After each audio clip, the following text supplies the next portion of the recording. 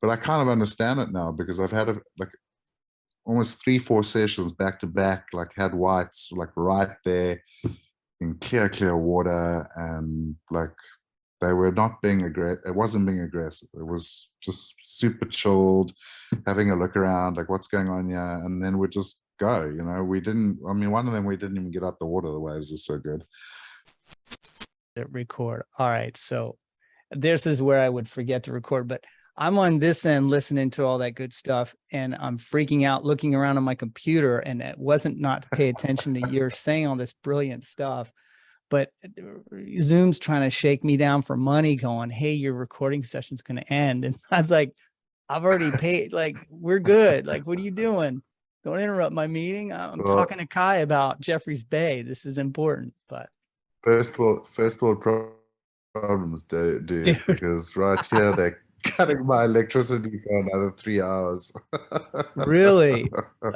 So we have this crazy thing in South Africa called load shedding, where they literally decide the power grid's overworked, so they cut you off from electricity for 2 to 3 hours, 2 to 3 times a day. Whoa. The guys in Ballito were like freaking out. Like I had O'Neill team managers like calling me. I think I've tripped the whole flat, like all the power's off. Like, what have I done wrong? And I'm like, no, dude, just load shedding. Don't worry.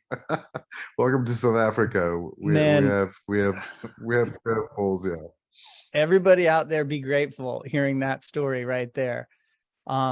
Yeah, I certainly am. Dude, thanks for sorting this out. And we were talking about the surfers that are surfing there, and you were going to walk us through the point. Maybe walk us through each part of the point, if you don't mind. So, essentially, if you're looking at the sort of wave from the main parking lot, because normally it's just a parking lot with some benches in front of it, that's where the judge's tower is. Right. You look right out, sort of to the top right. Right on the outside, you have Boneyards, which is very aptly named and happens to be where Manny McGillivray trains for Hawaii. It's a very heavy right-hander. Like it comes in from deep water and a lot of closeouts, like not all of them run.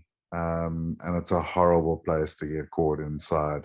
It really is. But guys like Warren Dean have made like a career almost out of just going and charging it when it's big out there, and they get some of the heaviest barrels. And I think if the crew see you out there giving it on a big day at Boneyards and not holding back, you'll certainly climb the ladder a lot faster, because not everyone's willing to go do that. It's right. Heavy.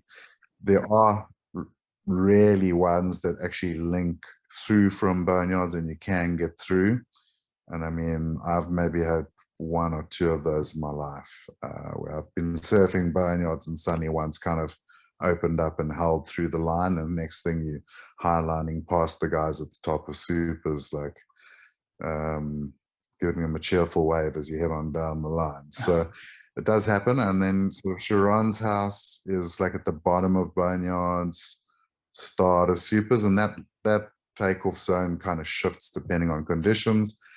And the wave comes down through the parking lot section, which is in front of the judges' town. That's often where you see guys starting to look for like a big barrel section. There is a barrel section further up sometimes, but not always. And then after the parking lot section is Impossibles, which, aptly named, is often impossible. But the top guys tend to somehow find it through there. That's also often where you'll see a guy really desperate for a score going for the crazy closeout maneuver, and it's really shallow there. So I've been dry docked and done the starfish through the crevices there on numerous occasions.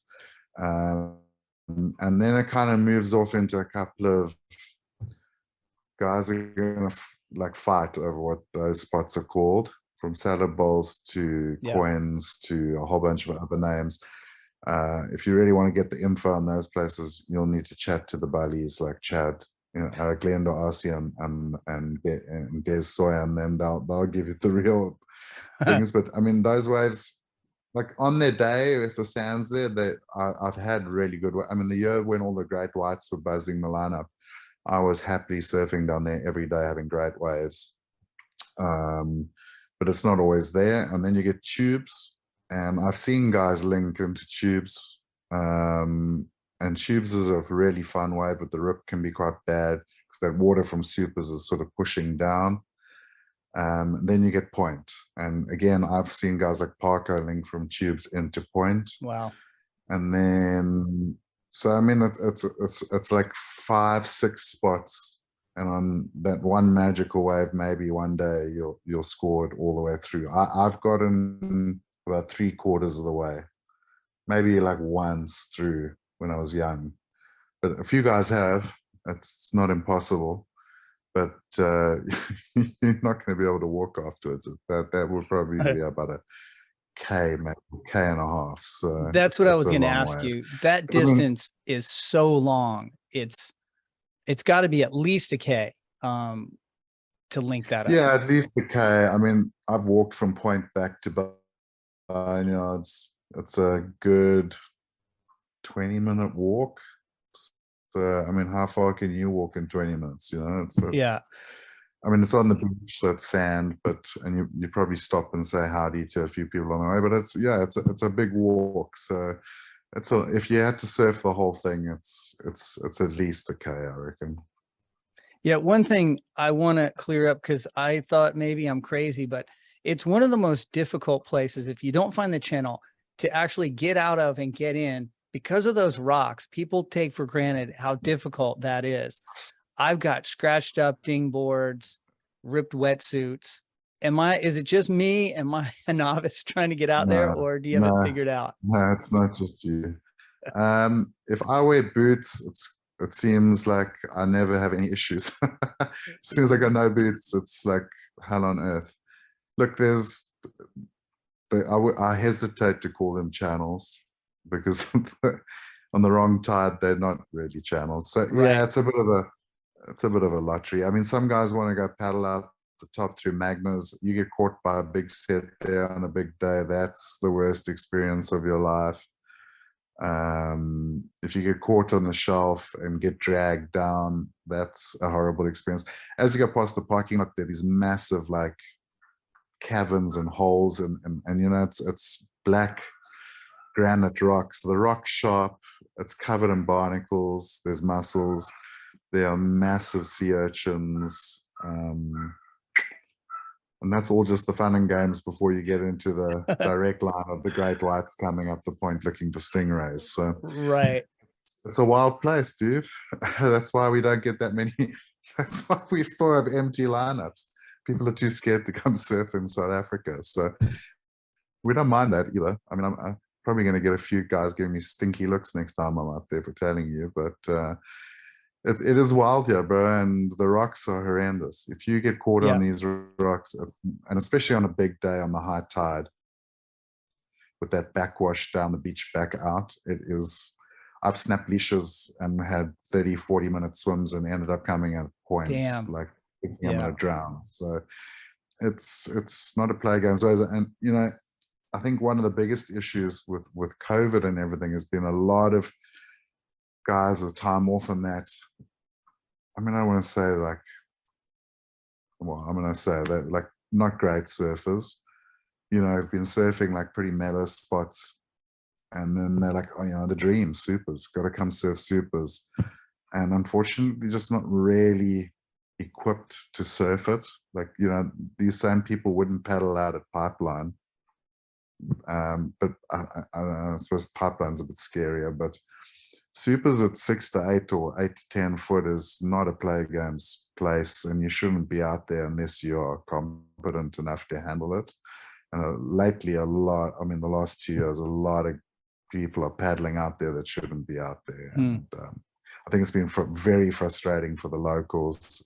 It's very frustrating for the good surfers, because it's just guys in the way and they're dangerous. They're going over the falls and they're hurting themselves. I've seen so many guys get really hurt on the rocks in the last year or two. So, you know, like the build up to supers, you know, go surf point and figure that out, and then when you're feeling a bit more confident, move up.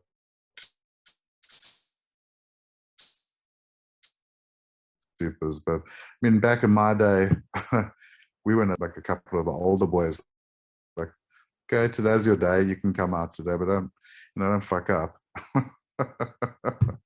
Yeah. And we had to earn our way out there, that's not really around anymore, unfortunately. And I mean, I think it is God, it's a bummer. You're cutting off a little bit right here. And unfortunate because people hit themselves up. So better? Yeah, it cut out for a little bit, but this is a great topic. And by the way, Kai, this isn't something just happening where you live. It's happening in other breaks around. As I talk to other people, and it happens here, where in the old, as much as we don't like localism, there was a place for taking your lumps and earning your spot in a lineup that had to do with guys telling you, hey, you're not ready, in their grumpy way. And I respected it, man. I was down the beach surfing before I could surf the inlet and to where I could go to the point. And one of the good things that's happened over the last few years, and I want to jump on this before we get back to it, is before I forget, is there's a lot of women in the lineup, and women are absolutely ripping. And I think you saw it in Ballito.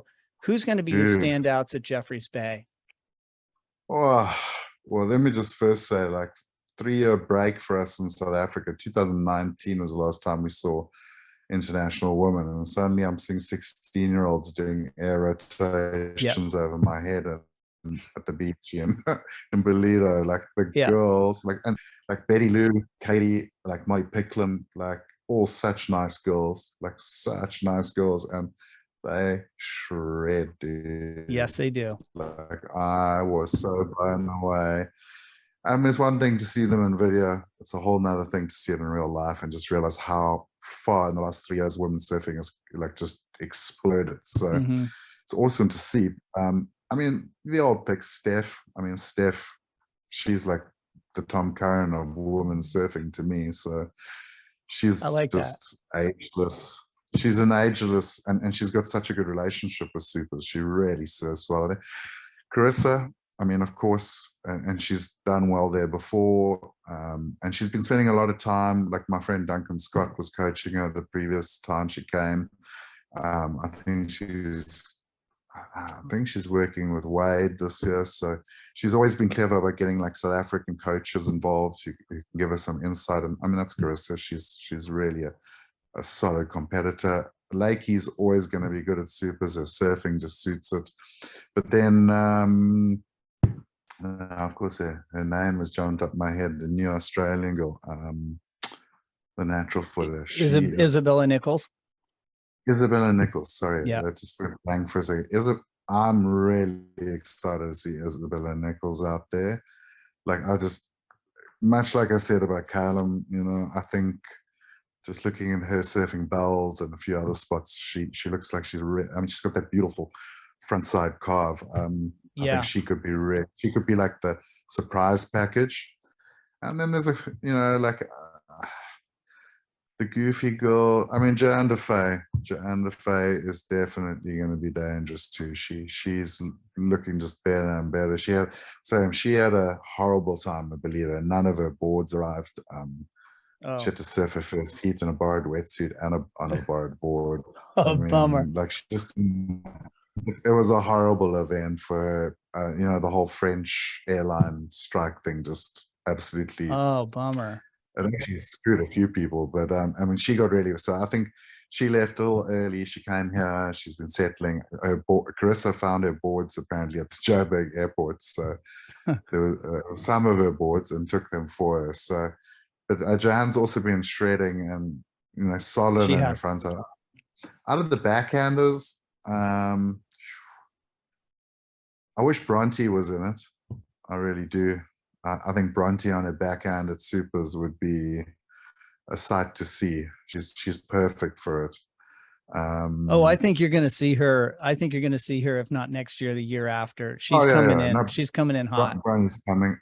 Caroline surfs pretty good. I think Caroline just needs a bit more time in the lineup. I think if she had to come and spend like a month here over winter, I think she would get really, really good out there. Caroline or Tati, who would you choose? Caroline or Tati at supers? Yeah, I'd go Caroline. Wow. I would go Caroline. I think she's just that low center of gravity of hers. Like she does remind you a bit of Aki, you know. She's got that same sort of stance. And if you just look how Aki surfs supers, you know, amazing. And not to say Tati's couldn't be good, but I think I would go Caroline. I think her lines just supers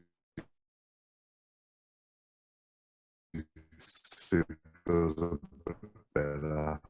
And look, it's a hard wave. Like, it's fast, it's long. You've got to hook it up. You can chat to Jose about surfing supers on your backhand. I've surfed on my front side my whole life, and I'm pretty happy about it. Yeah. Hey, it's cutting out a little bit, but I'm feeling everything, and that's what's important. And just kind of last couple of things here. The one thing I wanted to ask you is, who is the best person you've ever seen Jeffrey's Bay? And it doesn't have to be a competitor. It doesn't have to be in a competition. Just who's a couple people or one person in particular you've seen that you're like, that's J-Bay surfing? It's hard not to put Kelly in that, because I mean, he does just, for years he's had such a good relationship, and he is amazing to watch out there. Jordy is like right up there. I mean, Tom Curran. I'd probably go Curran. Like, when he was in his prime at supers, the lines he surfed were just phenomenal. It was like he wasn't even trying. And then the South Africans, I mean, Jordy, and then on the goofy foot side, like when I was young, watching Luke Egan out here was pretty spectacular. He had a really good relationship with the place, and some of the locals like Warren Dean, dude. Come back to Warren Dean. He's surfed here his whole life. He knows the wave. I mean, he's a bit older than I am, and he still absolutely destroys this place. Like, he just knows the wave so well.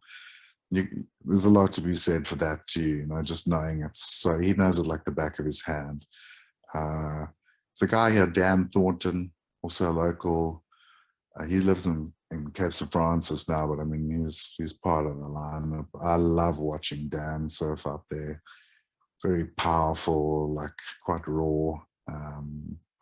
It's hard to pick a favorite. Yeah. Because everyone has different approaches. But I mean, if you're talking like best of all time, I mean, I loved watching Andy in his prime out here. Like, he had a really cool approach to supers, very unique. But I'd probably say Kelly, Tom, Jordy. Let's give them a tie, like those three. Like, if I could have all three of them, if I could have all three of them in a prime, like surfing in like a 2-hour speciality, wow. I think that'd be one of the best things you could ever watch in surfing. It would be incredible. Yeah, every guy that's my age in California is probably Tom Curran's their favorite surfer. So you get a lot of credit from us for saying that, because I mean, he ripped a lot of places, but some of his footage is mind-blowing. And I was going to ask you, one of my subscribers asks, he wants to know how much is a beer, a liter of petrol, and a lunch at a cafe, just to know what it costs to buy things there. On the dollar, really cheap. Look, our petrol's getting damn expensive, but I know your guy. A liter of petrol now is, well, put it this way, I got a 60-liter tank on my caddy. and I'm diesel, I'm not petrol. Mm. It cost me today 1,500 rand. So that's what, like $80-90 for a tank. Yeah, wow. That's about what I pay too.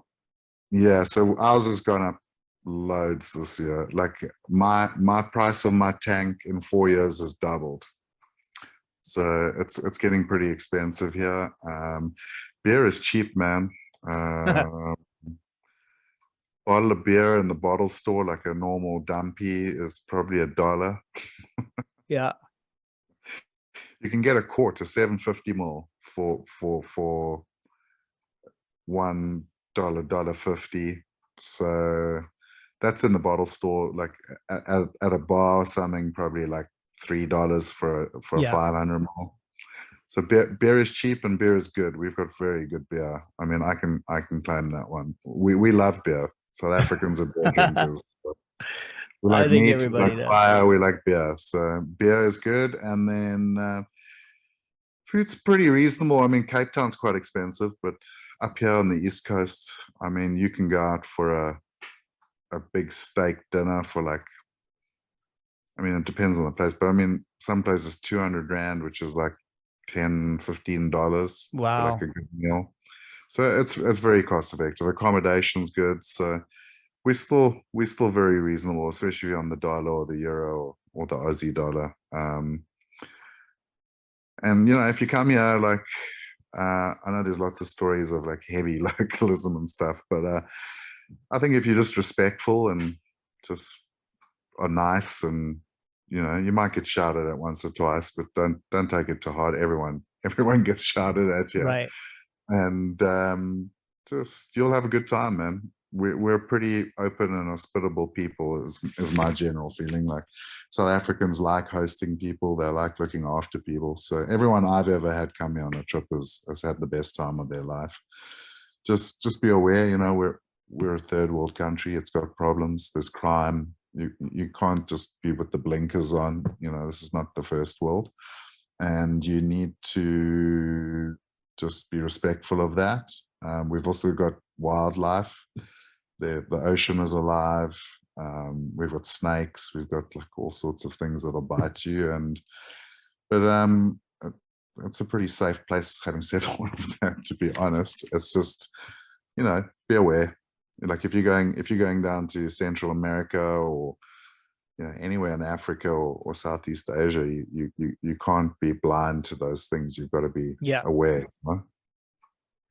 I think that encapsulates just great travel advice in general. Show up, be respectful, be aware of your surroundings, and be cool. Like I had such a good time in South Africa, and I found it super welcoming. People taking me for a surf, just meeting people. It was an amazing experience, and I've had that all over the world. But the hospitality of South Africa is I've not forgotten. And maybe you take us out. You brought up, I wasn't going to talk about it, but you brought it up once or twice. Maybe take us out with a shark or animal story to let us know we're in South Africa. Well, I mean, like I said, I've been living in Pletter's Great White Central at the moment. Some of them kind of disappear. I don't know where they go, but in winter they're there. And November we were surfing. We'd had a few like very benign encounters. I mean, it's actually changed my whole perspective of them. What's been a benign encounter? I mean, Like just the shark in the water, but not being aggressive. Yeah. Like super mellow. And like once you've had 3 or 4 back to back, I kind of understand a lot better now with spear fishermen. How, like, I was always freaked out, like how the spear guys are so calm about it. But I kind of understand it now because I've had like almost 3-4 sessions back to back, like had whites like right there in clear water, and like they were not being aggressive. It wasn't being aggressive. It was just super chilled, having a look around, like what's going on here, and then we'd just go. You know, we didn't. I mean, one of them we didn't even get out the water. The waves were so good, but we were having a fantastic session a few days later, and the water was like crystal clear, and there were these long lefts, and it was over sand, and I was having a great session. And I took off, and I was just belting this wave, and I was like, wow, I'm really having a good time here. And then I must have been about 20 meters from the beach. I went into a big roundhouse. And as I came out of the roundhouse, I literally just went straight over this massive great white. I mean, it must have been scraping barely on the sand because it was so shallow as well. And I don't know who got more of a fright, actually, me or the shark, because I grabbed myself. And the shark like reacted as well. It like got such a fright because I went straight over him. And as I turned around and looked over the back, I could just see it mowing back out to sea. And then I realized it was mowing back out to sea right where all the other guys were sitting. And I was like shouting at them like, great white, like great white. And they were all going like back at me, epic wave, bro. Like, together. And I'm like, no, it's shark. And then obviously they suddenly saw this the thing, international hand signal. Yeah, straight at them as well, and they were all levitating, but it just went straight under them and out to sea. It had gotten such a fright from me that it just got out of there, and it was this huge shark. So you just realize sometimes, you know, we're all in the ocean and we all give each other a fright sometimes. That's classic, man. Hey, Kai, I really appreciate it. All you guys need to go and subscribe to the Regular Guy and check out the show. It's really something special. I've enjoyed it. I've watched, I think, every episode now. I've watched a couple of them twice. The Channel Islands CI Mid I've watched because I'm so interested in that board. But hey, well, I want to, yeah, go ahead. Thanks for helping getting those views to 80K. Well, yeah, let's get those views. Let's get those views up. But no, what I was going to say was that it's a great show. You guys should check it out.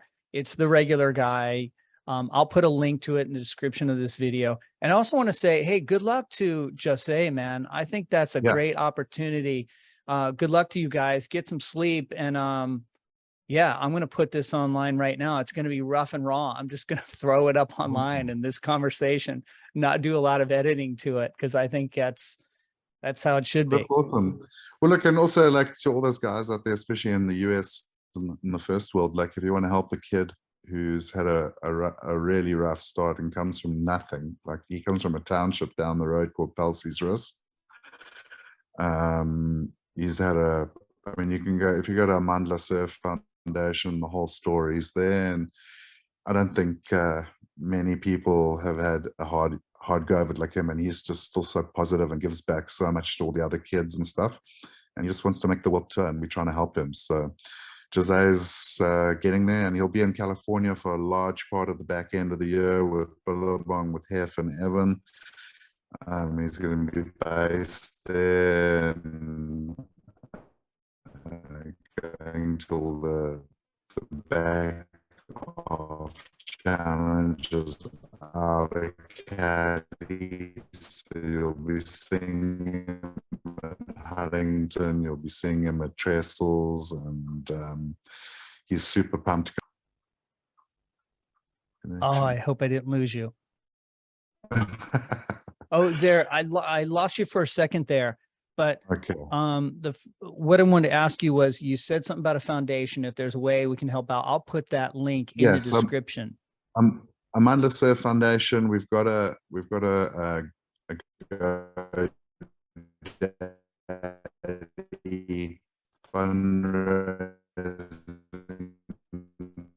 Shit, it's cutting out.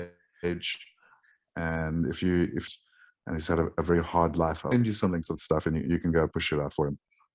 Hey, do me a favor, Kai. It keeps cutting out. Send me a link. Send me some info or a link to that, and I'll make sure it gets online. And the other thing is, hey, when the guys in California, especially at Trestles, you guys give him a wave. This kid rips. I've seen his turns. I've seen his turns. I've seen his airs. The kid, he's he's young, spry. He's like a springbok, man. He freaking good description. He's very athletic. It's great to watch. But hey, dude, I appreciate it. And thanks for hanging in there with me.